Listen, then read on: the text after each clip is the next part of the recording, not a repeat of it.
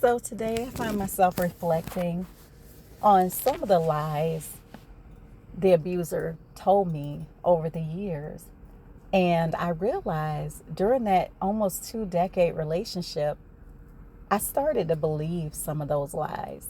And that a part of my healing was realizing that those things the abuser said to me were lies.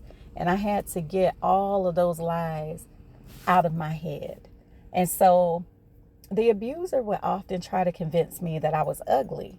He would convince me that I should be lucky that he wanted me. I should be lucky because I had him. And he was about as good as I was going to ever get in my physical condition, as ugly as I was, according to him. And so I didn't realize it, but I started to internalize that belief. And one of the things that made it to where I believed the abuser is that as a child, coming into young adulthood even, I had low self-esteem. So I didn't believe I was beautiful. And I already, in some ways, had feelings that identified with what that abuser was saying. And so it was easy to see how I allowed myself to adopt those lies as a part of what I believed about myself. And so a part of my healing was to start by reminding myself that I'm beautiful each and every day. Being able to look in the mirror and tell myself that I'm beautiful. Being able to put on things and clothing and accessories that make me feel beautiful. And being able to know that the person that I am on the inside, all of that beauty shines on the outside. But it took a journey to get there.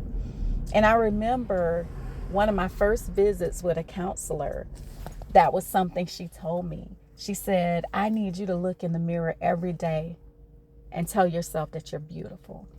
And I remember crying. And I looked up at her and I said, but what if I don't believe it? And she told me, say it until you believe it. And that's a part of that healing journey, is being able to feed yourself truth until you believe it. And at first, it's going to be hard to believe the truth because you've been told so many lies over the years by the abuser. So you may find yourself resisting the truth. You may find yourself not believing that truth. But over time, the more that you say that same truth to yourself, I am beautiful, I am worthy, I am valuable, you find that you do start to believe it. And as you're telling yourself the truth about who you are, your mind actively seeks evidence of those truths that you're telling yourself. And so you start to see little examples in your daily life of how you are beautiful, of how you are worthy, of how you are valuable. And it just all begins with that first step of speaking that truth to yourself and over your life.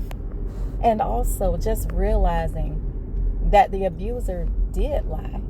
The abuser told lies that served their purposes. So by telling you that you were ugly, by telling you that you were worthless, by telling you that you had no value, the abuser used those lies to keep you trapped. The abuser figured that if they told you that you were ugly, worthless, and not worth anything in value, the abuser knew that you wouldn't feel motivated to go outside of that abusive relationship and try to find something else. So the abuser used all of those lies to keep you trapped and to keep you stuck. And today, I want to encourage you to start believing the truth. Start believing the truth that exists outside of all those lies that the abuser told. And the more that you feed yourself the truth, the more you'll notice that all of those lies that the abuser planted in your head, they'll get quieter and quieter until they disappear. And you'll be living the truth. You'll be living the truth and believing the things about you that are true. You are valuable. You are worthy. You are beautiful.